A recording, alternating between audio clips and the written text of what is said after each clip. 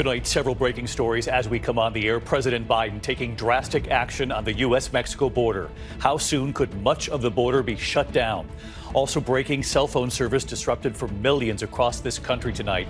Users affected in New York City, Chicago, Philadelphia, Dallas, Pittsburgh, and across multiple states. First tonight, President Biden's new executive action on immigration set to go into effect at midnight. The president's tight new restrictions limiting the number of asylum seekers, allowing him to temporarily close the border when the daily average goes above more than 2,500 in between legal ports of entry. Also developing tonight, those cell phone outages reported across the U.S. Millions of AT&T customers saying they cannot make calls to phones on other networks. Ariel Reshef with what we know so far. The life-threatening heat wave tonight this early in the season. Multiple states from California to Texas. Triple-digit temperatures and a new round of severe storms possible, including tornadoes from Mississippi to Minnesota. Ginger Zee has the forecast. In New York City, 2 young girls shot and wounded on a playground, just 9 and 11 years old. On Capitol Hill, the combative hearing, Attorney General Merrick Garland defending the Justice Department from allegations of political bias, reminding lawmakers they had no role in Donald Trump's conviction in New York. The first witness takes the stand in the Hunter Biden gun trial. The prosecution entering Hunter Biden's laptop as evidence. What the defense claimed today, Terry Moran in Delaware. The woman attacked by a bison at Yellowstone National Park, the bison lifting her off the ground. The couple magnet fishing in New York City. Oh, it is! Stacks of bills, dude! The amazing catch tonight, what they pulled out of the water. At America Strong tonight, the newborn and his first photo shoot, why his face is making everyone else smile. From ABC News World Headquarters in New York, this is World News Tonight with David Muir. Good evening, and it's great to have you with us here at a very busy Tuesday night. We'll get to those cell phone outages, the disruption for millions, some AT&T users from New York City to Philadelphia to Chicago, multiple states as well. But we do begin tonight with President Biden taking drastic action on immigration and on the U.S.-Mexico border, strictly limiting the asylum process, set to close the border to migrants crossing illegally when asylum numbers hit more than 2,500 along the border in between legal ports of entry. The president saying he had no choice but to take executive action because he says Republicans in Congress rejected the bipartisan bill they negotiated themselves in the Senate, containing many of the very reforms Republicans had been demanding. They rejected it at the urging of Donald Trump. Of course, immigration and crossings at the border, a key issue in this presidential election. So the question tonight, how soon could the border be shut down? ABC's Rachel Scott leading us off at the White House tonight. President Biden taking sweeping executive action to address the crisis at the border, announcing plans to strictly limit the asylum process and a move that will temporarily close the border to migrants crossing illegally at midnight tonight. I've come here today to do what the Republicans in Congress refuse to do. Take the necessary steps to secure our border. It comes after Republicans in Congress rejected a tough bipartisan border deal at the urging of Donald Trump, who wants to run on the issue. Under today's new executive action, when migrant apprehensions average 2,500 a day over the course of a week, the asylum process for people crossing illegally would automatically shut down. They would no longer be allowed to stay in the United States while their claims are being processed. Doing nothing is not an option. We have to act. We must act consistent with both our law and our values as Americans. The restrictions would only be lifted when apprehensions drop to 1,500 a day or less for 2 weeks. We haven't seen numbers that low in years. The president says there would be limited exceptions for unaccompanied children and victims of human trafficking. And he insists his position on immigration is far different than Donald Trump. Well, I will never demonize immigrants. I'll never refer to immigrants as poisoning the blood of a country. And further, I'll never separate children from their families at the border. Today, Trump says Biden is only doing this because he's desperate. Crooked Joe Biden is pretending to finally do something about the border. But in fact, it's all about show because he knows we have a debate coming up in 3 weeks. The truth is that Joe Biden's executive order won't stop the invasion. It's weak and it's pathetic. Progressive Democrats warn Biden's move could backfire. They think it's going to bring Republicans over or some independents. I don't think it does. And I think in the end, we end up hurting the very people that we're fighting for. But the mayor of Laredo, who stood with Biden today at the White House, tells me the president had no choice. What type of impact is this going to have where you live? Well, first of all, we don't have all the resources to deal with the migrants coming to our borders, especially medical services. We're medically underserved as it is, and we don't have a lot of infrastructure. And being able to deal with poverty and people that are homeless would be another situation that we don't want to have that happen in our community. David, this new policy will be triggered when the daily average of migrant apprehensions exceeds 2,500 for the week. Tonight, administration officials tell us we have already passed that threshold, which means starting tonight at midnight, the border will temporarily be shut down for migrants trying to enter the United States illegally and claim asylum. David. So this starts in just hours. Rachel Scott at the White House. Rachel, thank you. We turn now to those major disruptions for millions of AT&T customers unable to make calls to other networks. At least 24 states and major cities, New York City, Philadelphia, Chicago, Dallas, Pittsburgh, and Indianapolis, among those reporting major issues tonight. ABC's Ariel Reshef now with late reporting here. Tonight, AT&T says they have fixed a massive issue that left customers from coast to coast unable to make or receive calls to another carrier. The website Down Detector, which tracks self-reported outages, showing New York City, Chicago, Philadelphia, Dallas, Pittsburgh, and Indianapolis among those cities with the most reports of issues. AT&T confirming in a statement that there is a nationwide issue that is affecting the ability of customers to complete calls between carriers. AT&T says a notice they sent to 911 call centers that emergency services were affected was sent in error, and 911 calls are operating normally at this time. Back in February, AT&T customers in major cities all over the country lost cell service for hours. That included emergency services, 911 in multiple states, and FirstNet, a nationwide network for first responder and police communication. The FCC opened a formal investigation into the cause, which AT&T blamed on a technical error while expanding their network. And David, the FCC says it is investigating this issue. It's still unclear how many of AT&T's 100 million customers have been affected. David? All right, we know you'll stay on it for us. Ariel Reshef tonight. Ariel, thank you. In the meantime, now to the dangerous and life-threatening heat wave so early in the season this year. Multiple states from California to Texas with triple-digit temperatures and a new round of severe storms, including possible tornadoes from Mississippi to Minnesota. ABC's chief meteorologist Ginger Zee tracking it all for us tonight. Hi, Ginger. Hi there, David. You know, we've got excessive heat warnings for 3 states, Nevada, Arizona, and California. If Las Vegas gets to 110 tomorrow, it would be their earliest on record. Either way, it's about 3 weeks early from their average. So this is early, and it will be a problem, especially if you don't have shelter, if you're spending long times outdoor. You can see some of those numbers like Phoenix to 116 on Thursday, even up to Boise, Idaho, where you're seeing 96. So it goes pretty far north as well as that high pressure system builds. It's been over Mexico, but now it's expanding. And then speaking of pressure systems, a low with the damaging wind right now. There's severe thunderstorms from Jackson, Mississippi, right down into New Orleans, Baton Rouge. And it's not just damaging wind. We had a ton of rain last night in parts of Oklahoma. They'll get another big mesoscale convective system, as we call them, bringing 2 to 4 inches, David. Another sign of the season, allergies, and I know you're battling through laryngitis. We sure do appreciate it. Thank you, Ginger. Yes. Meantime, in New York City tonight, the investigation after 2 young girls were shot at a playground in Brooklyn. Authorities say the 9-year-old and 11-year-old were caught in the crossfire. Here's our senior investigative correspondent, Aaron Katursky. Tonight, police in New York are searching for suspects who shot 2 girls at a playground. I'm feeling okay. 9-year-old Rowana was struck in the leg while playing near her home in Brooklyn with her 11-year-old cousin, Empress. She was shot in the back and spoke to our station, WABC, from her hospital bed. We were playing and all I heard was like shots and I heard like stuff dropping on the floor. Then I couldn't feel my shoulder and then my cousin started screaming about her leg. Shots rang out yesterday at dusk as her mom watched the girls from a bench.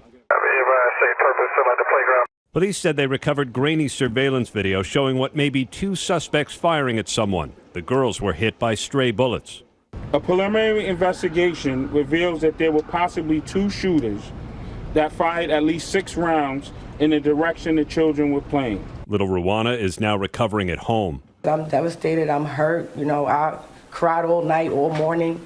And so, yeah, I just want my baby to be safe. Empress is still in the hospital. Her mom, who witnessed the gunfire, telling us she had an out-of-body experience where the time completely stopped. David, police called this shooting horrific. The neighborhood in Brooklyn has been plagued by gang violence. That's where police are focusing their investigation tonight.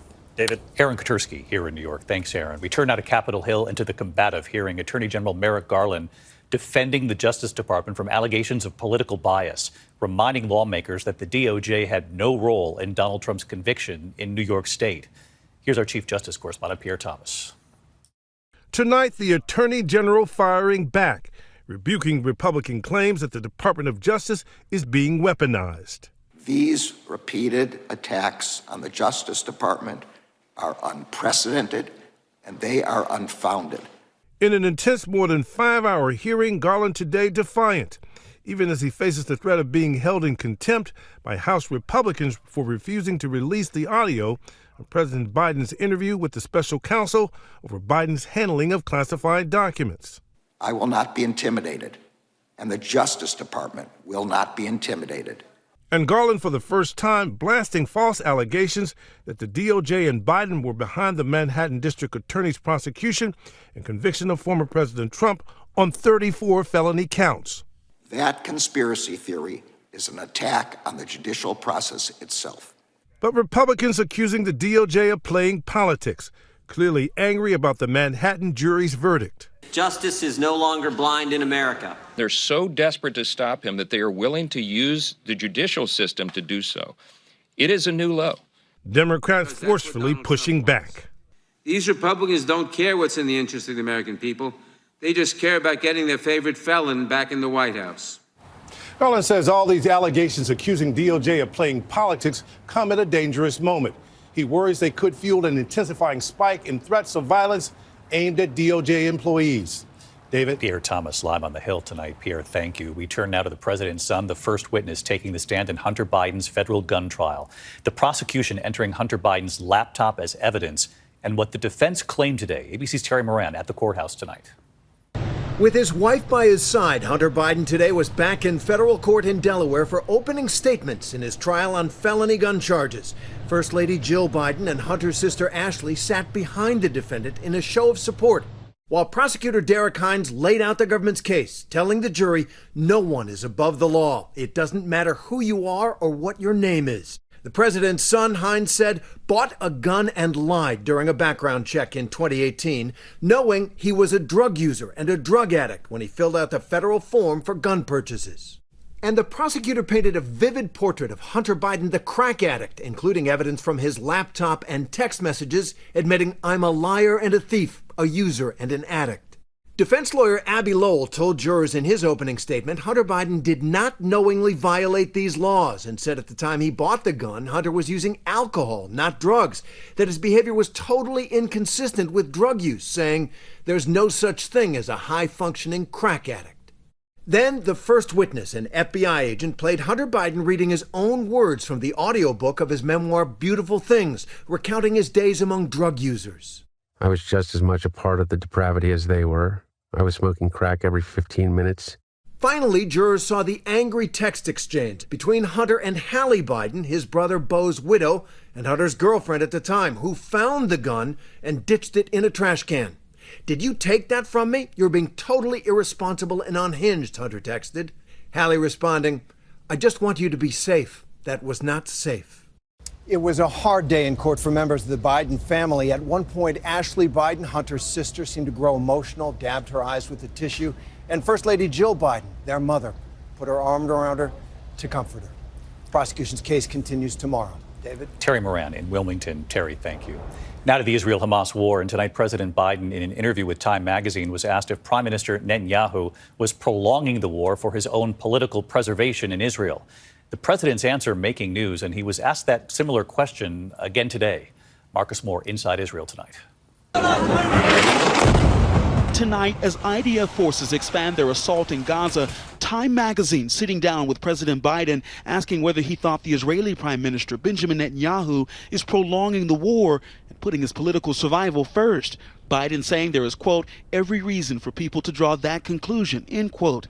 Today, when asked a similar question again, he said this. I don't think so. He's trying to work out a serious problem he has. Thank you. It was just days ago Biden endorsed a new Israeli proposal for a Gaza ceasefire in a new push to end the war and free the hostages. But Netanyahu remains firm on his goal to destroy Hamas, rejecting the plan even as a clear majority in the government and the public support it. Rachel Goldberg Poland's 23-year-old son Hirsch was pushed into the back of a pickup truck by Hamas terrorists and is among those still being held hostage. For Goldberg Poland, the new ceasefire proposal offers some promise, but only some. You put much hope in this? We're very frightened and nervous. Listen, we are pawns in a game. The hostages are pawns in a game. Their families are pawns in a game. David, at the moment, a ceasefire deal still seems elusive, but officials from Egypt, the U.S., and Qatar are expected to meet in Doha tomorrow to try to get some movement on this. David. Yeah, we cannot forget those hostages. Marcus Moore tonight. Marcus, thank you. Back here in the U.S. to Wall Street tonight, the New York Stock Exchange is canceling trades made during a technical glitch that saw dozens of stocks listed at incorrect prices yesterday. Among them, Warren Buffett's Berkshire Hathaway. Some shares were sold at $185 a share. The real price was over $620,000 a share. The problem apparently unrelated to the new SEC rule requiring faster settling of trades. Instead, the New York Stock Exchange tonight says the problem appears to stem from a new software release involving real-time stock price information. When we come back here tonight, the tourist attacked by a bison at Yellowstone National Park, the bison lifting her off the ground. There's also news coming in tonight, a lifetime ban for a major leaguer, and we'll tell you why. And here in New York City, the couple magnet fishing, what they reeled in and what it's worth tonight. Tonight, an 83-year-old woman has been gored by a bison at Yellowstone National Park. Authorities say she was lifted about a foot off the ground while the bison was defending its territory. She was airlifted to a hospital in Idaho Falls. She's in serious condition. Dodgers star Shohei Ohtani's former interpreter pleading guilty tonight to bank and tax fraud in federal court. Ipe Mizuhara now facing up to 33 years in prison. He's accused of stealing $17 million from Ohtani, accessing Ohtani's bank account to cover his own personal gambling debts. And tonight, the Major League Baseball player now banned for life, Padres infielder Tucupita Marcano, banned for betting on games while with the Pirates, sometimes on his own team. Oakland pitcher Michael Kelly and 3 minor leaguers suspended 1 year for betting as well. When we come back here tonight, the couple magnet fishing here in New York City, what they reeled in, apparently they've hit the lottery tonight. To the index of other news, and here in New York, the couple landing the catch of the day. They were magnet fishing along a stream in Queens, looking for metal objects in the water. They pulled up a safe containing about $100,000 in waterlogged bills. Police told them the safe is not connected to a crime. It is unclear how it got there. And a new title tonight for Disney CEO Bob Iger. Iger, of course, runs our parent company, Disney. But he was at Windsor Castle today, Prince William presenting him with the title Honorary Knight of the Most Excellent Order of the British Empire. Bob was joined right there by his wife, Willow Bay, and his children, calling it, quote, one of the greatest honors of my life. Congratulations. When we come back here tonight, America Strong, the newborn and the photo shoot, and what they captured they were not expecting. You'll see for yourself in a moment. Finally tonight here, baby Trent's first photo shoot. Just don't ask him to smile for the camera. Tonight, they are the baby photos making so many people smile, even though the baby isn't. This is the newborn Trent Mundy, just 7 days old here, and his expression, well, it says it all. Staring into the camera, squinting, his eyes looking a little grumpy. Mom Jessica taking her newborn to Drawing in Light Photography in Cincinnati, Ohio. The photographer started snapping, and then the baby started making faces. The photo shoot going viral, with so many people now saying to that baby, we can relate. And right here tonight, hi, David. Mom Jessica and big brother Levi with baby Trent. He is sleeping peacefully behind us on the couch. Mom telling us she loves those photographs of her baby Trent. He does not like to be disturbed, she says. And big brother Levi is something he wants us to know about his baby brother. He's not always grumpy. Not always grumpy. In fact, sending us this photo of a sleeping, smiling Trent. And joining us too, hi, David. The photographer, Lauren Carson. I'm so glad his pictures have made so many people smile. I love being able to document baby's little tiny features, tiny fingers, tiny toes, and even sometimes their grumpy expressions. And the parents will have these to look back at forever. Tonight, the baby photos and the photographer capturing the moments. Smile or no smile, bringing so much joy. Well, Trent, we can definitely relate. We love the older brother saying he's not always grumpy. I'll see you tomorrow. Good night. Thank you for making World News Tonight with David Muir, America's most watched newscast.